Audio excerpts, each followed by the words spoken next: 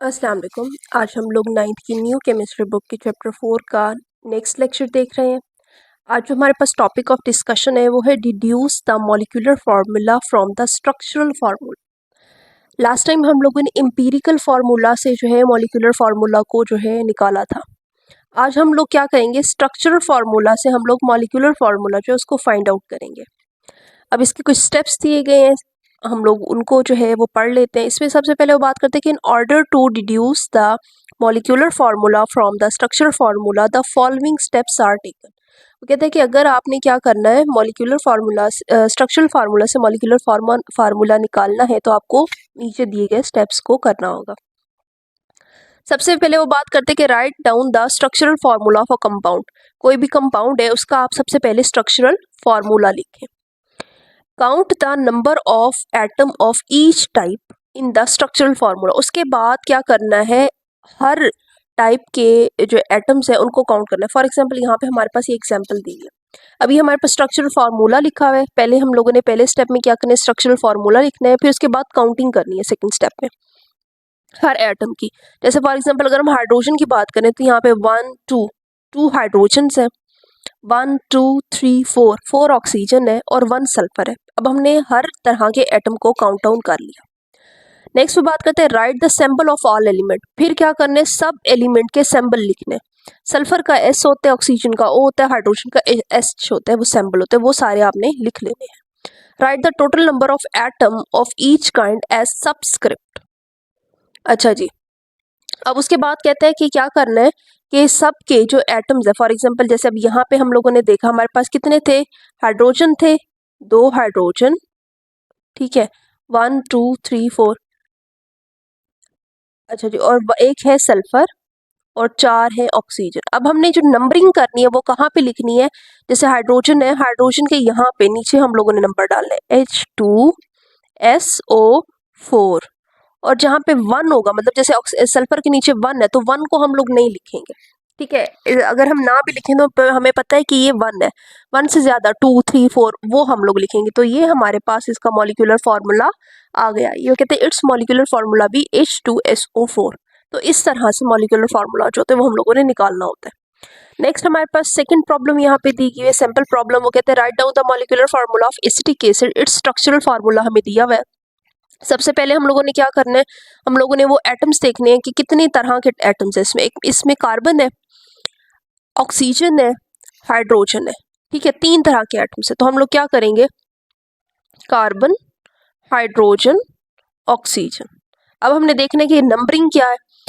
Carbon जो है 1 2 2 carbon है, हाइड्रोजन 1 और 3 4, और ऑक्सीजन कितने हैं 1 2, C2H4O2। ये हमारे पास इसका मॉलिक्यूलर फार्मूला आ गया।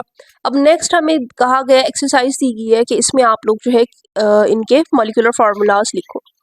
तो find out the molecular formula of phosphoric acid. It's structural formula हमें जो है हमें दिया गया है। तो हम लोग पहले हाइड्रोजन है, इसमें 1 2 3 हाइड्रोजन लिख लिए, एक फास्फोरस है और ऑक्सीजन 1 2 3 4।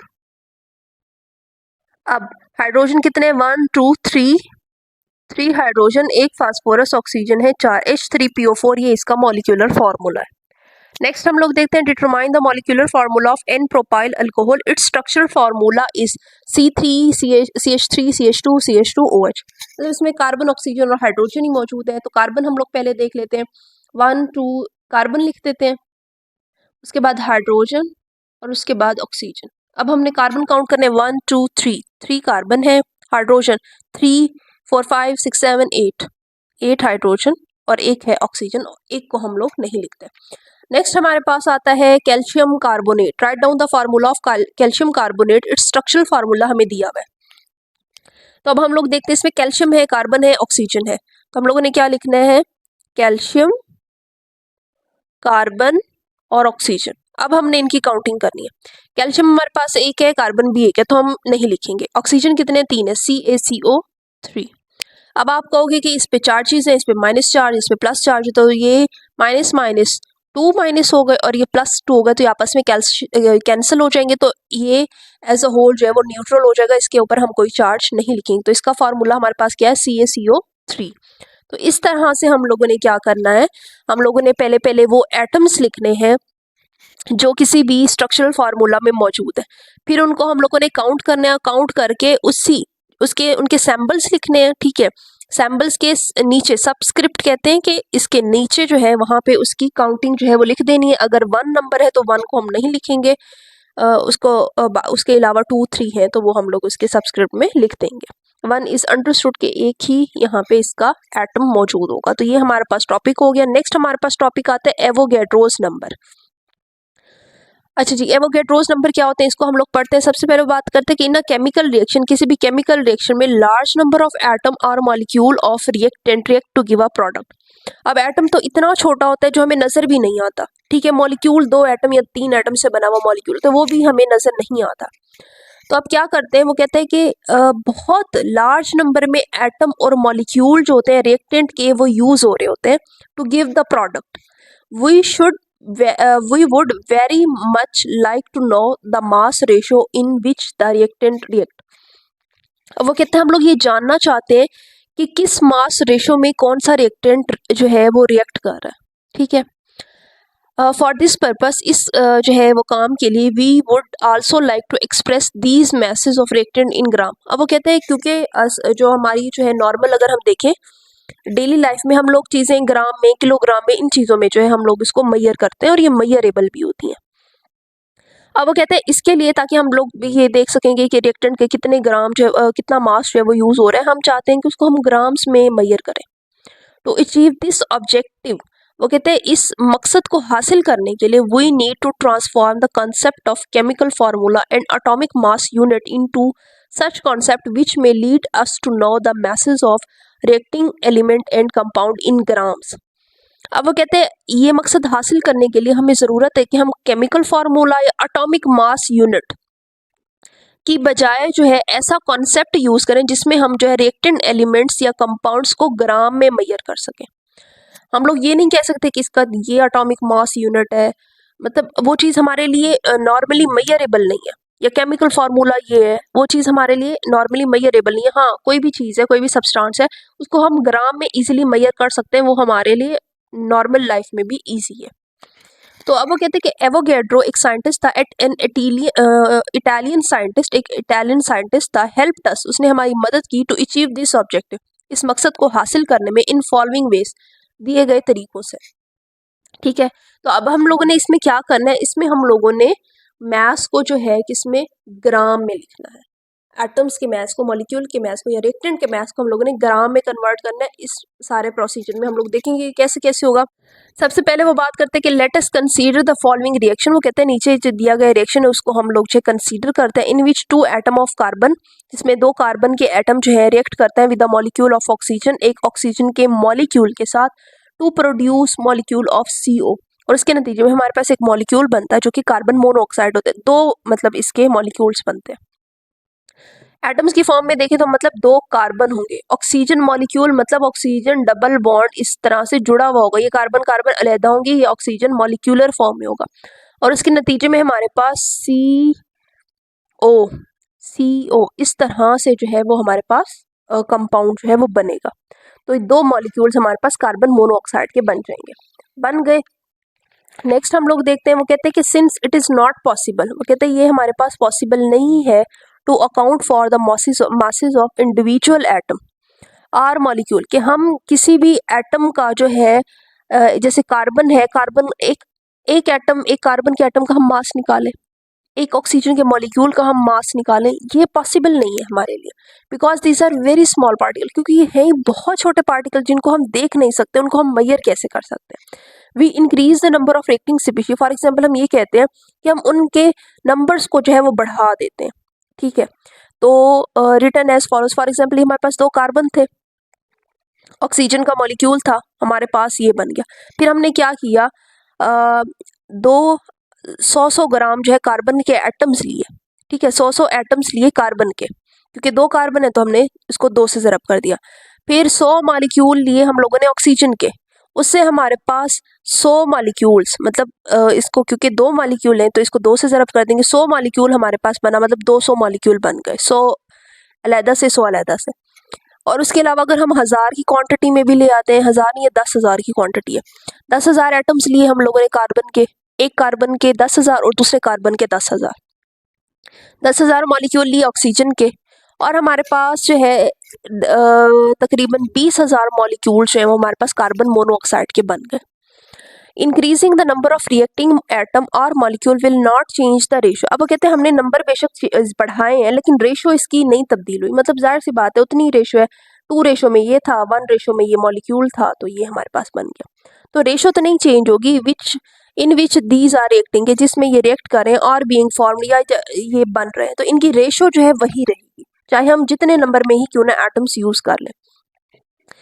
अब वो कहते हैं increasing the number of reacting species, जब हम लोगों ने रिएक्टिंग स्पीशीज के नंबर को बढ़ा दिया, has not solve the problem, लेकिन अभी भी हमारा मसला जो है वो हल नहीं हुआ, बिकॉज क्योंकि this number is still very small, क्योंकि अभी भी ये नंबर बहुत छोटा है, हम इसको मेजर नहीं कर सकते। We should increase this number, हमें इस नंबर को मजीद इंक्रीज करना पड़ेगा टू सच अ वैल्यू, इस वैल्यू तक whereby it is convenient for us to calculate their mass, मतलब हम लोगों को इसका नंबर इतना बढ़ाना पड़ेगा कि हम इसको आसानी से मेजर कर सकें।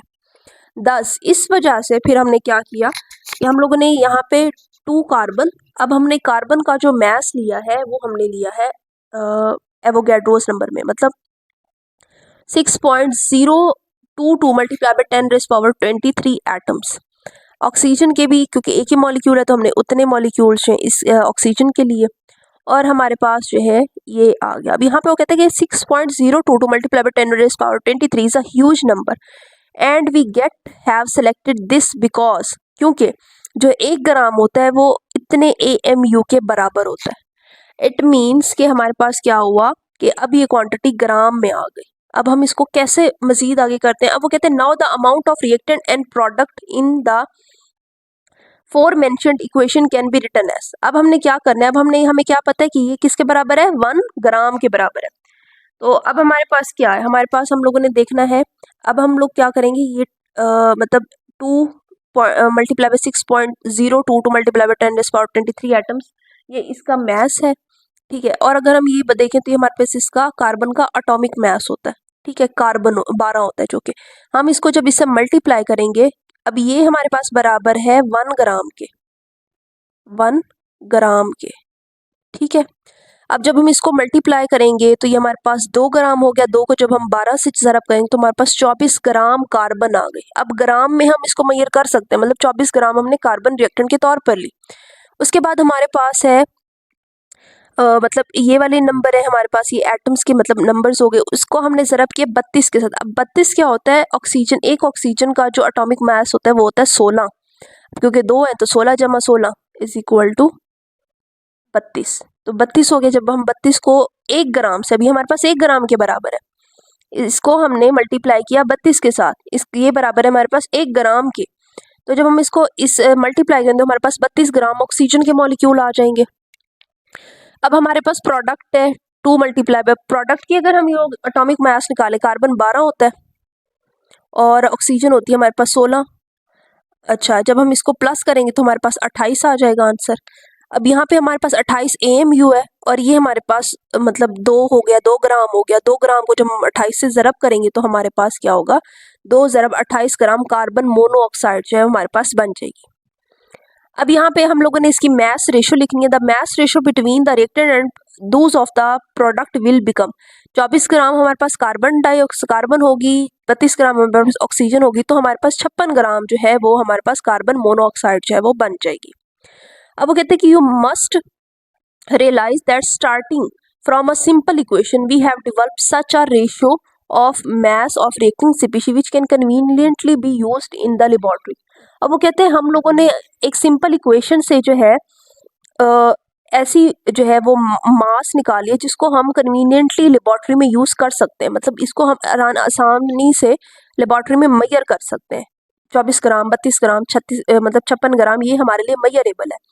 According to the above mentioned equation, वो कहते हैं ऊपर दी गई इक्वेशन के मुताबिक 24 gram of carbon contain 2 multiply by 6.002 atoms. अब ये एटम्स मतलब इतने एटम्स जो है जब हमारे पास कार्बन के होंगे तो वो हमारे पास क्या होंगे, जब हम उसको 2 से ज़रब करेंगे तो हमारे पास 24 ग्राम बनेगी कार्बन की। मतलब इतने हमने अब एटम्स को जो है वो ग्राम में कन्वर्ट कर दिया। इतने एटम्स जो है वो 1 ग्राम के बराबर है, ठीक है। तो अब यहाँ पे ऑफ कार्बन, अब यहाँ पे वो ये बात कर रहा है कि 32 ग्राम ऑफ ऑक्सीजन कंटेन इतने मॉलिक्यूल्स, मतलब इतने मॉलिक्यूल्स जब होंगे हमारे पास तो वो उनका अगर हम वेट करें तो हमारे पास 32 ग्राम ऑक्सीजन होगी। नेक्स्ट उसके बाद हमारे पास जो प्रोडक्ट बनेगी कार्बन मोनोऑक्साइड, उसको जब हम 2 से ज़रब करेंगे तो 56 ग्राम हमारे पास कार्बन मोनोऑक्साइड होगी। The number 6.022 multiply by 10⁻23 is called Avogadro number. इसको हम लोग एवोगैड्रो नंबर कहते हैं। After the name of Italian chemist Amedeo Avogadro, इसका नाम हम लोगों ने इटालियन केमिस्ट जो है एमिडो एवोगैड्रो के नाम पर जो है रखा गया Avogadro number. Avogadro number is the number of unit in 1 mole of substance. अब एवोगैड्रो नंबर जो है ये 1 मोल सब्सटेंस में जितने एटम्स पाए जाते हैं उनका नंबर है। This is represented as Na, और इसको हम रिप्रेजेंट करते हैं Na से। अब अगर हम देखें एक ओवरव्यू लें तो हमारे पास क्या था कि हम लोग एटम्स को जो है वो मेजर नहीं कर सकते, तो हमें चाहिए था कि हम लोग रिएक्टेंट को और प्रोडक्ट को जो है मेजर कर सकें, उनकी क्वांटिटी को। लेकिन अगर हम लोग एटम्स की फॉर्म में लेते थे तो वो इतने छोटे होते थे कि वो हमें नज़र ही नहीं आते थे, उनको मेजर करना तो बहुत दूर की बात थी। फिर हमने उनकी क्वांटिटी भी बेशक बढ़ा ली तब भी वो हमारे पास मेजर नहीं हो रहे थे। फिर हमने क्या किया कि उनके इतने एटम्स को 1 ग्राम के बराबर करार दे दिया। मतलब इतने एटम अगर कार्बन के होंगे तो वो 1 ग्राम के बराबर होंगे। जब हमारे पास 1 ग्राम की वैल्यू आ गई तो फिर हमने उसका जो है एटॉमिक मास से उसको ज़रब कर दिया। तो जब हमने उसको एटॉमिक मास से ज़रब कर दिया तो इट मीन्स कि हमारे पास जो है 24 ग्राम कार्बन एटम आएगा, ठीक है। उसके अलावा मतलब 12 ग्राम कार्बन, एक कार्बन एटम के लिए हमें 12 ग्राम कार्बन चाहिए। उसके अलावा हमने फिर ऑक्सीजन का इस तरह से निकाला, फिर हमने कार्बन डाइऑक्साइड की, मतलब हम लोग अगर 24 ग्राम कार्बन और 32 ग्राम ऑक्सीजन को मिलाएं तो हमारे पास 56 ग्राम कार्बन मोनोऑक्साइड पैदा होगी। अब हमारे पास मेजरेबल क्वांटिटी में हमें पता चल गया कि अगर हम इतने रिएक्टेंट मिलाएं तो इतने ग्राम हमारे पास प्रोडक्ट हासिल होगी। इस सब को करने का फ़ायदा क्या था कि ताकि हम जो है लेबॉर्ट्री में मेजरेबल जो है आसानी से मेजर होने वाली जो है क्वांटिटी में रिएक्टेंट्स और प्रोडक्ट्स को ले सकें। तो इस तरह से हमारा टॉपिक जो यहाँ पे कंप्लीट हो जाता है। इंशाल्लाह नेक्स्ट लेक्चर में हम लोग नेक्स्ट टॉपिक को जो है वो डिस्कस करेंगे। अगर आपको मेरी वीडियो पसंद आए तो प्लीज़ मेरे लेक्चर्स को जो है वो वीडियो को लाइक करें और मेरे चैनल को सब्सक्राइब करें। Thanks for watching my videos.